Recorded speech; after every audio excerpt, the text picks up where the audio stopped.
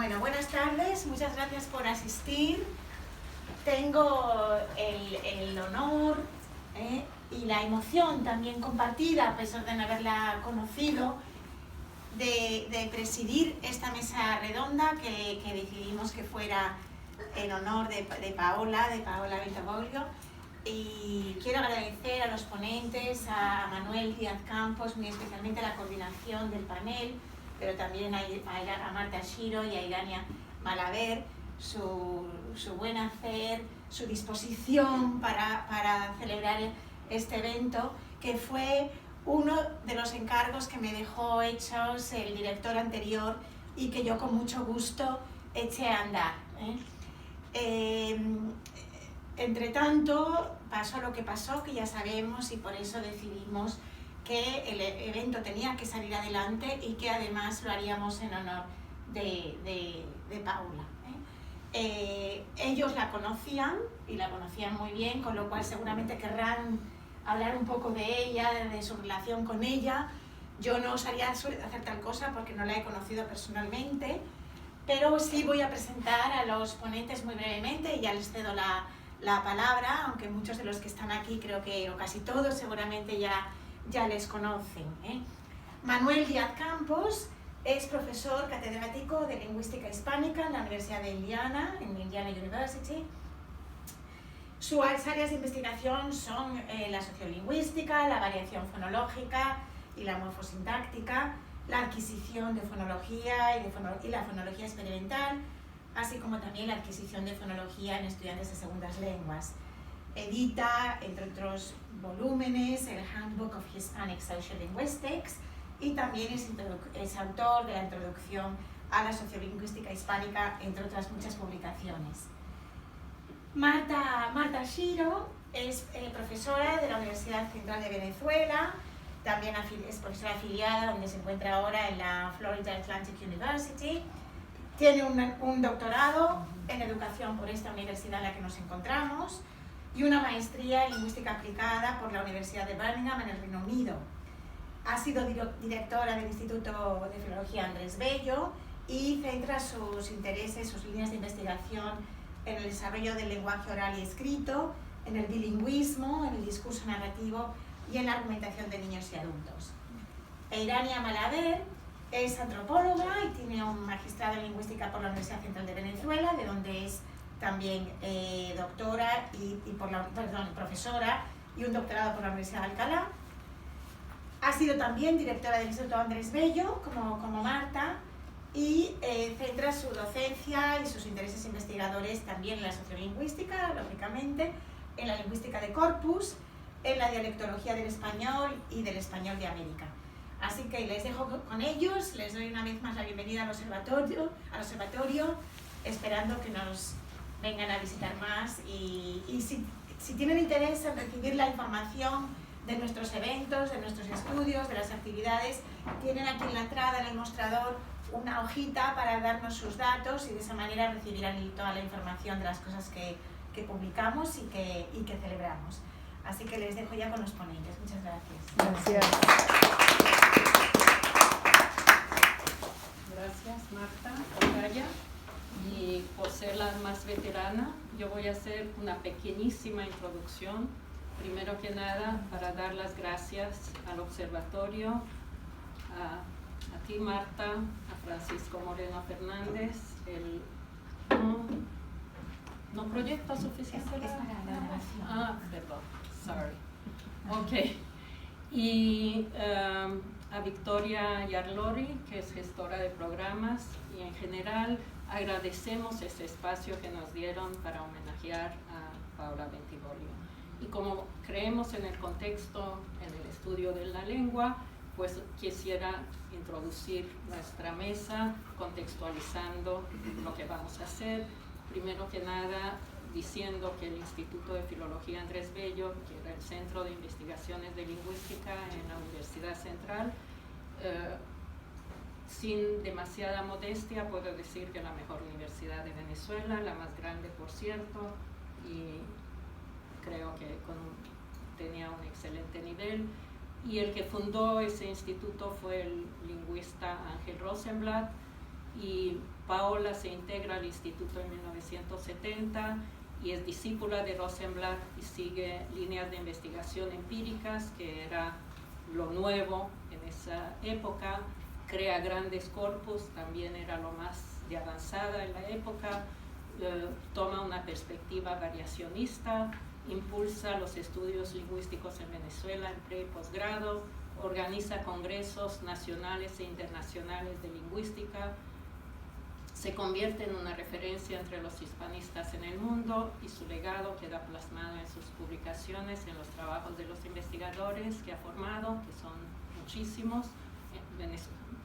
Realmente los lingüistas venezolanos hoy son producto de su formación, y en los trabajos que presentaremos hoy. Gracias. Y tú te encargarás de hablar.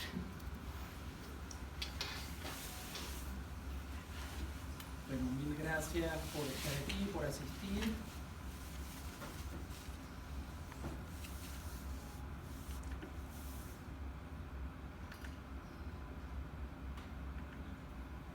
Y mi tarea va a ser presentar una perspectiva general sobre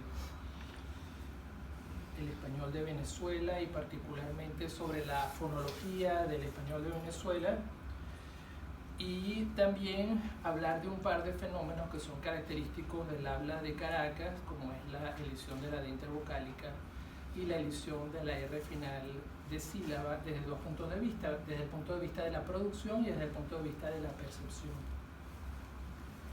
Entonces, el español venezolano en la literatura previa se caracteriza por poseer dos zonas típicas, las tierras bajas y las tierras altas. Las tierras bajas son las que son consistentes con el español caribeño y comparten muchos rasgos con variedades del sur de España y de las Islas Canarias. También hay una serie de lenguas indígenas que se hablan en el país que contribuyen a la diversidad del español de Venezuela y a la diversidad lingüística en general.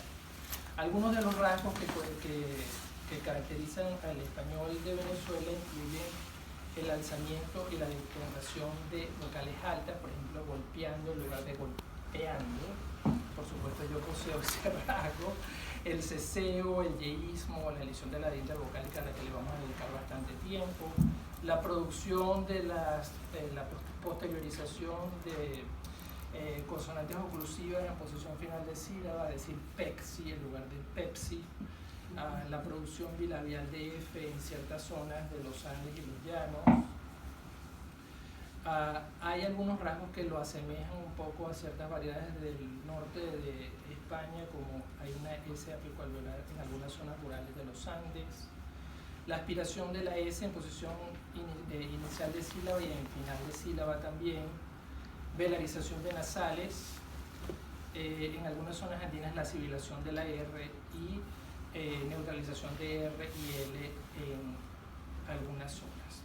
Es una caracterización general que nos lleva a pensar que en la mayor parte de las variedades del español venezolano existe una consistencia con zonas del Caribe, tanto continental como insular, y una herencia directa de las regiones del sur de España y de las Islas Canarias.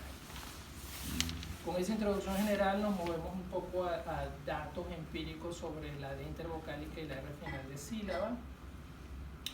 Un poco de literatura previa. Estos estudios sobre la D intervocálica datan desde Enrique Ureña, ¿verdad?, que presenta algunos datos descriptivos, Navarro Tomás también. Hay algunos estudios sociolingüísticos de diferentes zonas del mundo hispanohablante, en Canarias, en Murcia, en España, y del español venezolano también. Para el español venezolano, la D intervocálica está socialmente estratificada, y aquí vemos una estratificación por clase y estilo, siendo que aparece la elisión en estilos vernáculos y en el nivel socioeconómico bajo. También, aunque estos datos no parecen ser necesariamente o no son necesariamente significativos, se observa una tendencia a su uso de favorecedor, vamos a decirlo así, en los hombres. Estos datos son un poco más complejos y nos ayudan a ver la estratificación por edad y por clase, y vemos que hay una diferencia entre la clase o el nivel socioeconómico bajo y los niveles socioeconómicos medios y altos. Sin embargo, les voy a apuntar esta diferencia que hay aquí entre los grupos jóvenes, que se ha acercado, es decir, que hay mayor retención en el grupo joven de la clase baja, y eso va a ser un elemento que voy a explicar más adelante. En términos de las diferencias según el género no hay muchas, pero se mantiene la estratificación social. Y ahora pasamos a la R, un poco para estudiar los estudios previos sobre la producción. También hay una serie de trabajos descriptivos, está el trabajo de Canfield, trabajos sobre diferentes variedades del español en España, en Puerto Rico, Medina Rivera, Carbonero y Cano en el sur de España, y también del español venezolano. Aquí vemos un poco la estratificación social del fenómeno, favorecido por los niveles socioeconómicos bajos. También vemos un favorecimiento aquí en el caso de los hombres. Y aquí volvemos a ver la misma gráfica que vimos en el caso de la D intervocálica, pero con diferencias un poco más marcadas. Y nuevamente volvemos a ver aquí, volvemos a ver aquí la tendencia en esta época, que estos datos son de los años 80, en que los grupos más jóvenes se acercan en su tendencia a favorecer la retención. Aquí vemos una estratificación por género y clase social, y más o menos el mismo patrón que hemos visto con la D intervocálica. Y una posible explicación a la situación o a esta tendencia que vemos en el grupo de los jóvenes se debe a que en los grupos de clase de nivel socioeconómico bajo había un mayor acceso a la educación, y vemos que un número mayor de ellos tiene acceso a la educación secundaria, que es la barra que tienen en azul. Y esto se puede digamos, corroborar con algunos datos estadísticos sobre la educación venezolana de la época, en los años 60 y 70. Aquí vemos datos que tienen que ver con el tipo de profesión que tienen en ese grupo de jóvenes. En algo, digamos, un mayor número, una proporción mayor, tiene cargos que tienen que ver con cargos de oficina en lugar de la generación de sus padres, que tienen cargos o hacen algún tipo de actividad manual o doméstica. Entonces eso nos hace pensar que se favorecen las tendencias de retención debido a que ha habido un cambio, mayor acceso a la educación y una transición a otro tipo de actividades que requieren el uso de la norma, vamos a decir, o de las variantes normativas. Ahora nos movemos hacia datos que tienen que ver con la percepción, y empezamos con la D intervocálica y luego nos vamos a mover a la R final de sílaba. Se trata de un par de experimentos que emplean la técnica imitativa, y estos experimentos poseen el mismo hablante produciendo las dos variantes. Por ejemplo, si tenemos la palabra comer, el mismo hablante produce come y produce comer, ¿no? Y esto asegura o da la posibilidad de evaluar el mismo hablante produciendo las dos variantes y ver qué impresiones produce en los participantes que están escuchando el experimento, para obtener actitudes indirectas sobre este particular. Otra manera de obtener datos sería hacer preguntas directas sobre qué piensan sobre el participante, ¿no? Pero para obtener estas actitudes indirectas se utiliza la técnica imitativa. Entonces, la retención, ustedes van a ver aquí en estas barras que mejor, ¿verdad?, es menos puntaje, y peor es más puntaje. Es contraintuitivo, pero por eso yo puse la flecha que dice mejor y peor, ¿no? Entonces, la retención tiene una evaluación mejor en general, y estos son datos de la D. En esta data hubo un efecto de la voz que podría ser un problema, pero sin embargo vemos que se mantiene la tendencia a evaluar mejor la retención, tanto en el hablante, que le he colocado como nombre inventado Juan, como en el caso de David. la retención sigue siendo el elemento o la variante mejor evaluada. Y en términos de la clasificación de estos estímulos según cuán inteligente es la persona o cuán profesional luce, en general hay una tendencia que indica que los hablantes, cuando escuchan un estímulo donde se dice comer, piensan que esa persona es más inteligente o más profesional. Sin embargo, esta tendencia no fue significativa en el caso de la D, lo que nos hace pensar que las evaluaciones con respecto a esta variable son más neutrales, es más aceptado, es más común y aceptado que se elida esta variante. Nos movemos hacia la R, final de sílaba. Aquí también vemos la tendencia de que la retención recibe mejores evaluaciones. No hubo una diferencia en los participantes, es decir, en los dos estímulos que se presentaron, en este caso utilizamos los nombres inventados de María y Gaby, y la retención también sigue siendo mejor evaluada en los datos de María y en los datos de Gaby también.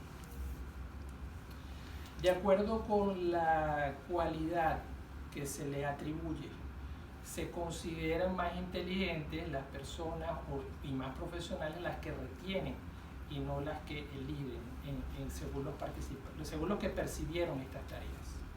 La amabilidad y el atractivo también tuvieron una tendencia hacia, digamos, una evaluación mejor, sin embargo esa tendencia no fue significativa. Entonces realmente las cualidades que tienen que ver con el estatus fueron más importantes en este caso. Entonces, como conclusión, la fonología del español de Venezuela, de acuerdo con el panorama que vimos al inicio, es consistente con otras variedades caribeñas, como la costa colombiana, Panamá, las islas del Caribe, que incluyen Puerto Rico, la República Dominicana y Cuba. Y muchos de estos fenómenos son compartidos, ¿verdad?, como herencia lingüística de regiones del sur de España y particularmente de las Islas Canarias también. O sea, hay un par de fenómenos, los dos fenómenos que nos ocupan son parte de esa caracterización y otros más. O sea, es más lo que compartimos que lo que no compartimos, ¿no? Los estudios previos acerca de la producción de las variantes de la D intervocálica y la R final de sílaba muestran que ambos fenómenos están estratificados sociolingüísticamente. Las variantes elididas son favorecidas en los estilos vernáculos y por los niveles socioeconómicos bajos. El estudio de percepción demuestra que la retención se asocia con la variedad normativa y se le atribuye un mayor prestigio, particularmente en el caso de la R final de sílaba. La elisión se puede considerar un marcador sociolingüístico. Los datos muestran que las variantes vernáculas de la D intervocálica son más aceptadas, a pesar de las tendencias que favorecen la retención. Esto potencialmente quiere decir que esta variante ya es parte de la norma, digamos, aceptada en la comunidad. El presente estudio nos da evidencia o contribuye a aportar evidencia para entender la estratificación social de una variable sociolingüística y para también entender que es necesario tener tanto estudios de producción como de percepción para tener una visión global del valor sociolingüístico de estas variantes en la comunidad. De alguna manera, los experimentos de percepción son útiles para determinar de una manera concreta lo que Chambers 2004 describe como la evaluación abstracta de la variación lingüística en la comunidad. El uso de la técnica imitativa para analizar las variantes de la D intervocálica y la R final de sílaba provee evidencia concreta para entender los valores sociales dentro de la comunidad de habla. Y esto lo vamos a ver más adelante. Ok, pasamos a Irania. Okay.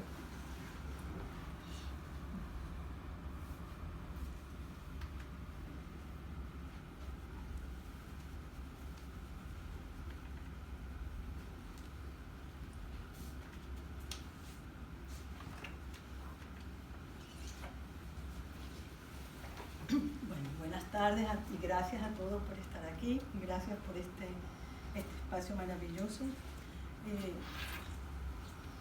Bueno, yo voy a hablar de la gramática dialectal y del caso de los diminutivos, específicamente de los diminutivos adverbiales en el español de Venezuela. Al caracterizar el dialecto de una zona solemos enumerar un conjunto de rasgos. Y más complejo es tratar de representar dinámicamente todos esos rasgos en el intercambio comunicativo, ¿no? Entonces, cuando estamos familiarizados con la manera de hablar de una persona, decimos este es de tal región, este es de otra región, pero oímos el dialecto porque oímos solo lo fónico, pero también oímos otras cosas, también oímos la gramática, pero de eso tenemos otro nivel de representación. No sé cómo ahora mismo me oigo yo, porque si no se supiera que voy a hablar del español de Venezuela, ¿se me podría reconocer con exactitud más allá de lo fónico? Son preguntas metodológicas de investigación, y para decir que en cierto modo la venezolanidad, dialectalmente hablando, que en nuestro caso o quizás cualquier dialecto, es un punto, un continuo de rasgos caracterizadores, unos más relevantes que otros, que conforman todas las modalidades del español, ¿no? Entonces nos imaginamos ese continuo y en este punto puede estar la venezolanidad. Uno de los rasgos más relevantes para reconocer la gramática dialectal venezolana es el de la sufijación diminutiva. Si se oye un venezolano, casi que independientemente de su edad, grado de instrucción y procedencia, se puede oír una secuencia sorprendente de palabras, ¿sí?, con diminutivos. De acuerdo a los resultados con los resultados de las investigaciones de 2018 y 2017 con corpus sociolingüísticos venezolanos, nosotros los hablantes usamos diminutivos para referirnos al tamaño, al tiempo, a la distancia física, a los contenidos y al continente, a la materia, al sentimiento, procesos mentales, procesos físicos, procesos naturales y estados mentales. Quizás para cualquier hablante nativo de español y en especial para un venezolano, todo pueda expresarse en diminutivo, ¿no? Y cuando se expresa en diminutivo, se carga de subjetividades, se subjetiviza, ¿sí?, y se carga, expresa estrategias pragmáticas, y esas estrategias pragmáticas son principalmente la intensificación o la atenuación de aquello que se quiere decir, y más particularmente ironía o respeto, ¿sí? Y entonces es lo que puede suceder en estos casos, que todo esto es posible, todo lo que se dice aquí es posible gracias a esta palabra que está en diminutivo, ¿no? Efectivamente, o este, ¿sí?, de veras, de veritas, y uno cree que no es posible decir esa palabra en diminutivo, pero ocurre y se usa. Entonces, todas estas funciones pragmáticas se expresan con distintas categorías léxicas, principalmente sustantivos y adjetivos, que son las bases léxicas más diminutivizadas en todas las modalidades del español, seguida de adverbios y también de verbos. Es un rasgo más característico del español de América que del español europeo, este uso de formas de gerundio con adverbios, con diminutivo, perdón, y decimos trabajandito, pensandito, comiendito, caminandito, hablandito, es decir, hasta podemos hacer gerundios con diminutivos, y es algo muy frecuente y que no sorprende a ningún hablante venezolano. Los caraqueños y venezolanos en este marco, pues hacemos este tipo de combinaciones. Podemos decir hervidito, que es una sopa. Aquí la agüita que la mamá le da al bebé. Allá rapidito, rapidito, y además decir un carro nuevecito, ¿sí? Este, que es muy interesante, y almorzaba, estaba acabadita de hacer la comida, acabadita de hacer la comida. ¿Sí? Y pues el último, cerquita, cerquita de mí. Entonces, pues está claro que estamos en una cosa, en un problema que está mucho más allá de una cuestión del tamaño, ¿sí? En los estudios sobre el diminutivo en el habla caraqueña, esto de lo que les hablo, hemos constatado que progresivamente ese uso para indicar reducción de tamaño físico de la entidad diminutivizada, que sería FR referencial, es menor que el uso pragmático, que es ese uso cargado de significaciones afectivas de distinta índole, ¿no? Entonces comprobamos en este periodo de tiempo, gracias al análisis de los corpus sociolingüísticos, que efectivamente está creciendo, está aumentando cada vez más un diminutivo afectivo, ese diminutivo pragmático. Y allí, en ese desplazamiento, podemos entonces ubicar 3 casos muy relevantes, muy característicos del español de Venezuela. Ahorita, igualito y clarito, como si fuera poco, ¿no? El caso de ahorita es que no sabemos nunca cuándo es ahorita. ¿Verdad que sí? Y es muy difícil saberlo, porque en realidad ahorita es el diminutivo de ahora, que es el adverbio temporal, que tiene 4 valores temporales. Entonces, este es el comienzo de un problema, de cuando nos interpelan y nos dicen, ya basta, ahorita cuándo, a qué momento te refieres. Entonces, en este caso del presente amplio, momento no puntual del presente, o un pasado cercano, reciente, o un futuro cercano, próximo, o un ahora mismo, que es el ahora mismo del habla, de la enunciación. De manera tal que cuando el sufijo se adhiere a la base léxica, intensifica 4 valores, ¿sí? 4 valores temporales. Y esa polisemia de ahora se traslada también al diminutivo, complicando la interpretación temporal a la que se refiere, a la que se puede referir. Por eso creemos entonces que depende casi que en su totalidad de la situación comunicativa en la que la progresión temática y las expresiones temporales van ayudando a la interpretación de la referencia temporal a la que alude ahorita. Sí, como es el caso, la función del diminutivo es intensificar, pues estamos intensificando 4 valores temporales en lo que sucede o sucederá del evento. Además de un uso bastante notorio de ahorita, estas investigaciones van mostrando que usamos ahorita justo con este valor temporal de presente amplio, que es un resultado diferente, contradictorio a como se usa ahorita en otros dialectos americanos, ¿no? Entonces, el venezolano puede usar ahorita para referirse a todos estos valores temporales, pero principalmente de acuerdo a las investigaciones con ese presente amplio, que ya de por sí es bastante amplio, ¿no? Y allí está que al no ser el único valor temporal con el que usamos ahorita, pues realmente somos ambiguos o podemos ser muy ambiguos en esa ubicación temporal que queremos transmitir. Necesitamos echar mano de otros recursos, elementos lingüísticos, frases dentro de un rato, actualmente, ahora mismo.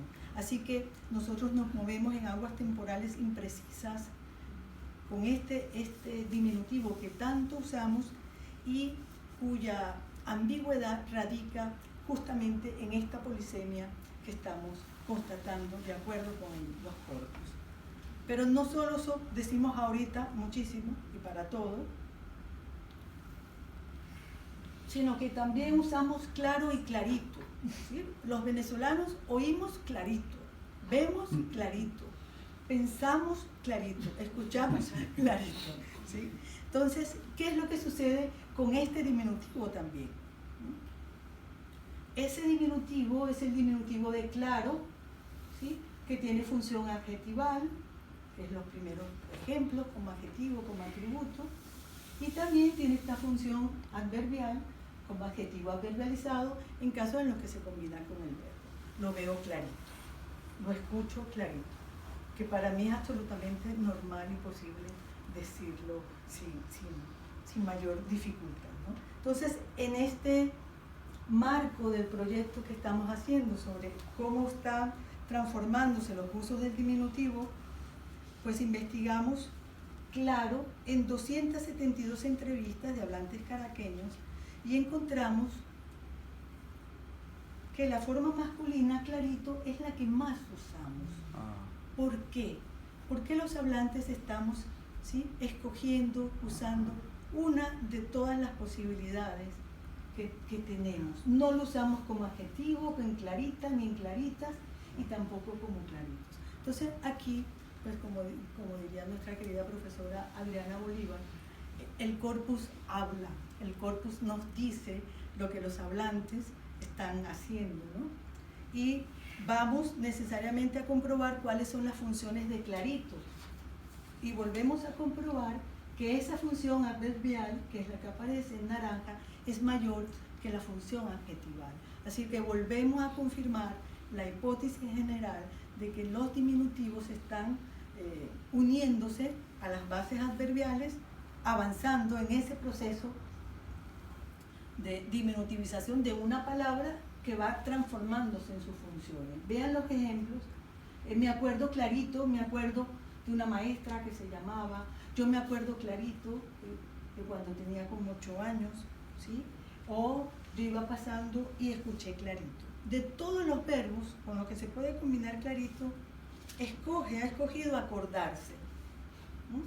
Entonces, acordarse clarito es acordarse de algo o alguien con mucha certeza, sin duda, sin vacilaciones, acordarse muy bien. Entonces, no solo se intensifica, sino que esto es que no se tiene duda sobre lo que se dice. Estoy completamente seguro, segura de lo que estoy diciendo, ¿no?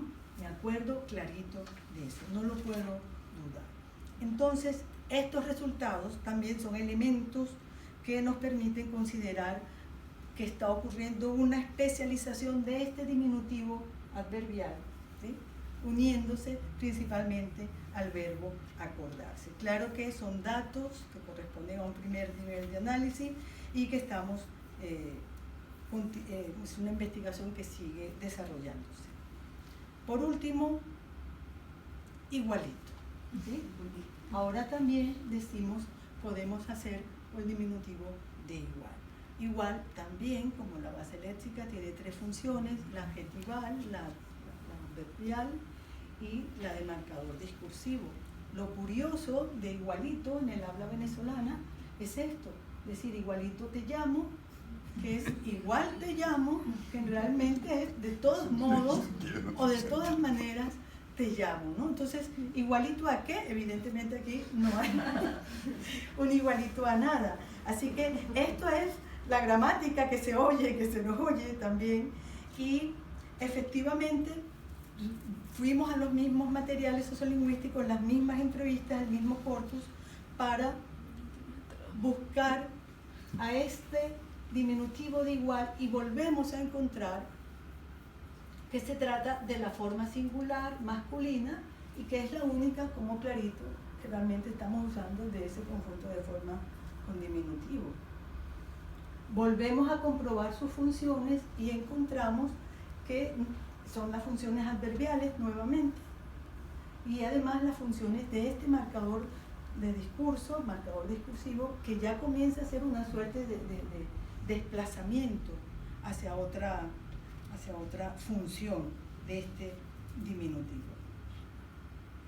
Fíjense que ella trabajaba igualito. Yo he buscado igual en corpus de otros corpus de habla de América y no encuentro casos de igualito adverbial, sí, de igualito como función adjetival. Ella es igualita a mí, se puede, pero trabajaba acompañando al verbo, trabajaba igualito, y yo trabajaba de 7 a 7 igualito.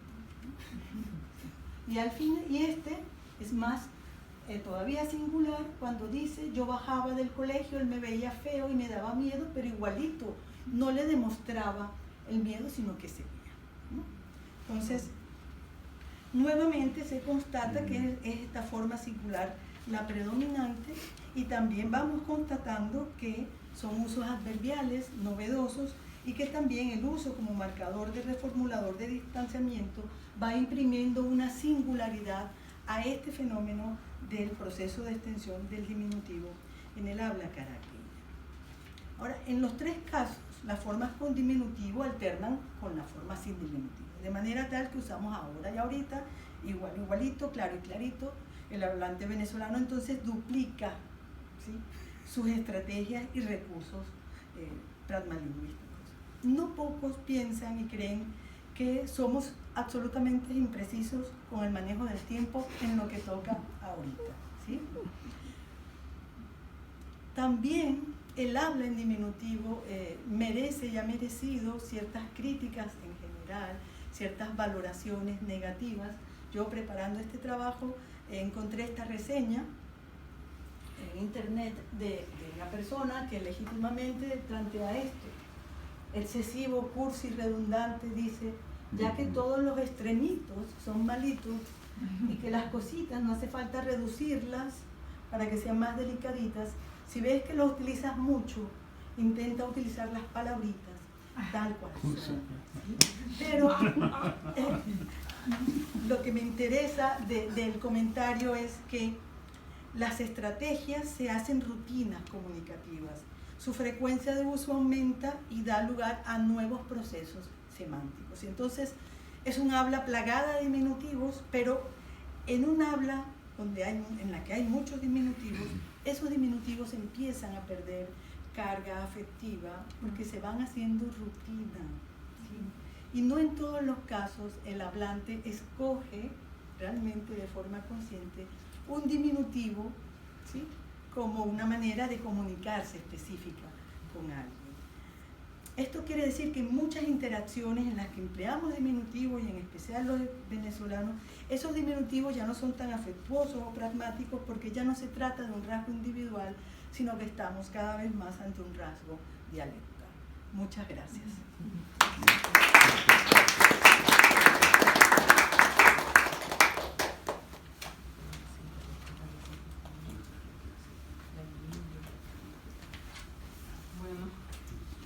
Cambiando de niveles de análisis, fonología, morfosintaxis, y vamos con discurso. Comenzando de acá. Sí, pues desde acá.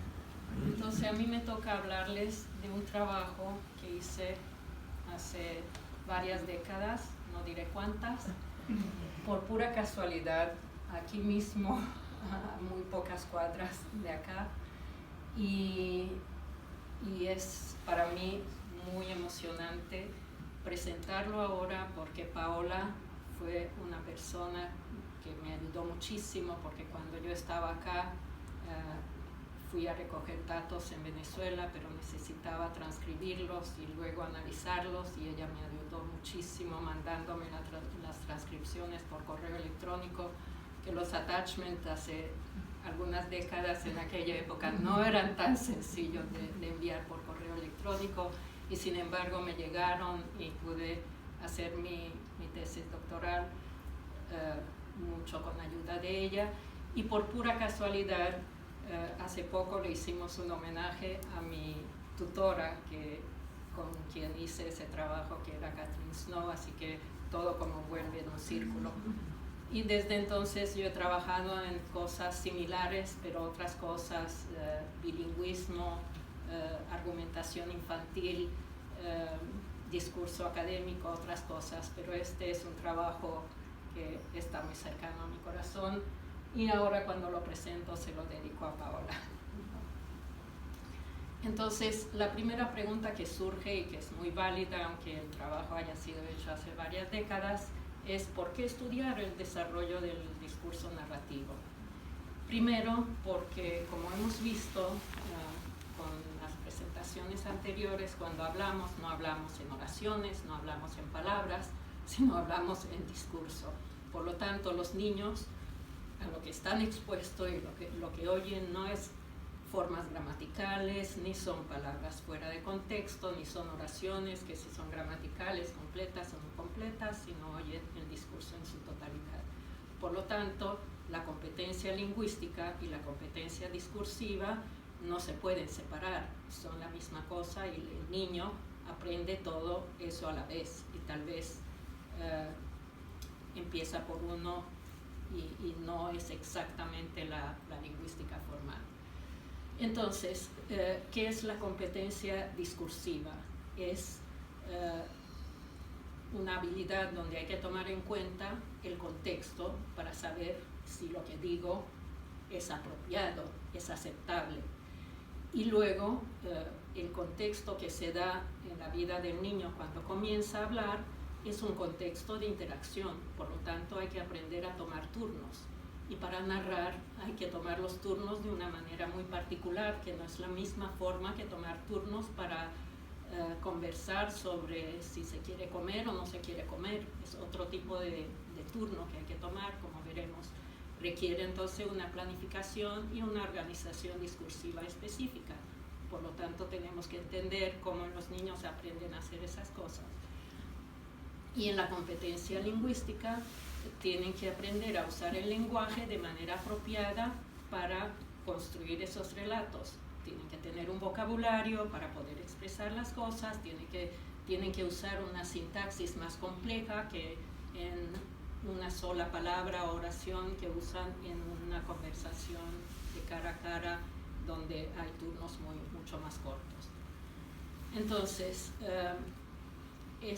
el estudio del discurso narrativo como desarrollo lingüístico y discursivo en el niño tiene ciertas implicaciones tanto teóricas como metodológicas. Una de ellas es que el significado se construye y se co-construye, es decir, el significado es cierto, está en la palabra, está en la diferencia entre ahora y ahorita, pero no se puede saber exacto cómo es este significado sin el contexto de las palabras que precedieron y que siguen, pero además la ambigüedad de la que